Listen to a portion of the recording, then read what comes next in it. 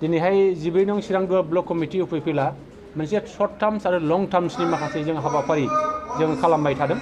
आरो दिनैहाय जोंनि 14 नं चिरां ब्लक कमिटि UPPLनि बानजायनायावनो जोङो दिनैहाय मोनसे माइ हानाय हाबाफारि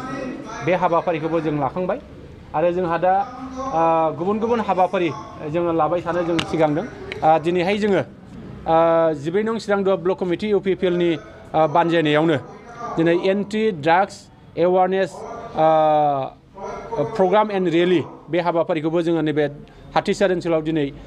जोङो लाखांबाय आरो जों दिनैहाय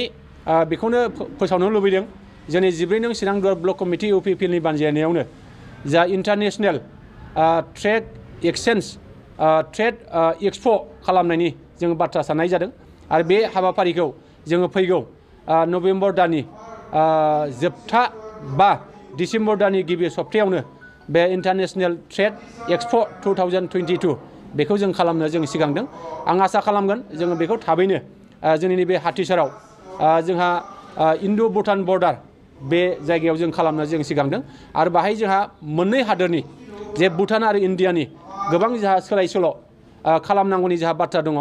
जा भुटाननि माखासे बाहाय गोबां दिहुनथाइफोर बे दिहुनथाइफोरखौ जोंहा बे जोंनि एक्सप'आव जोङो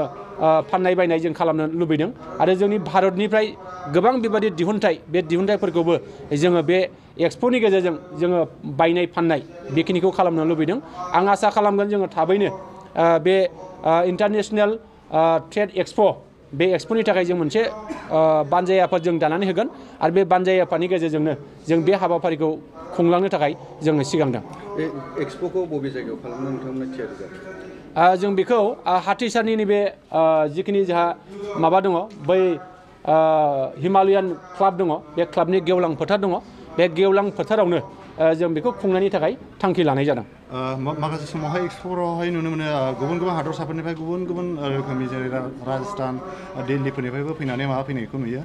दा बे एक्सप'आव बेफोरबायदि गोजान जायगानिफ्राय फैगोन नामा जों बेखौनो आसा आरो मिजिं खालामदों आरो नैबे एक्सप'आव जोंहा जोंनि भारतनि गुबुन गुबुन जायगानि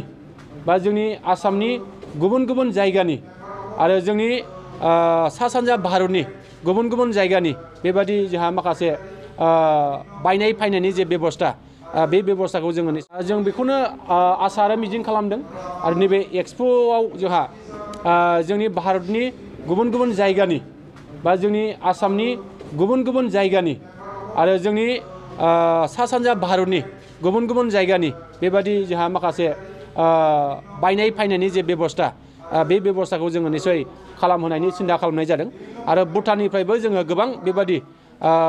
फाननाय बायनायनि जे राहा बे राहाखौबो जोङो खौसे खालामनो थाखाय जोङो थांखि लानाय जादों एक्सप'आवहाय माखासे समावहाय गोबां मानसिफ्रा लोङै जायै फैनानै दावराव दावसि खालामनायखौ नुनो मोनो बेफोरनि बेलायावहाय रैखाथिनि थाखायहाय माबायदि बेबस्था लानाय जागोन जोंथ' बेखौनो बुंनो लुबैगोन जे एक्सप' होननानै बुङोब्ला बेबादि लोंनाय जानायफोरखौ जोङो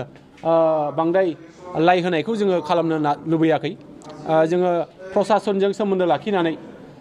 जोङो बे खामानिफोरखौ जोङो मावलांनो जों सिगांगोन आरो जों बेफोरनिफ्राय सांग्रां जानांगौ दं होननानैसो जों सानो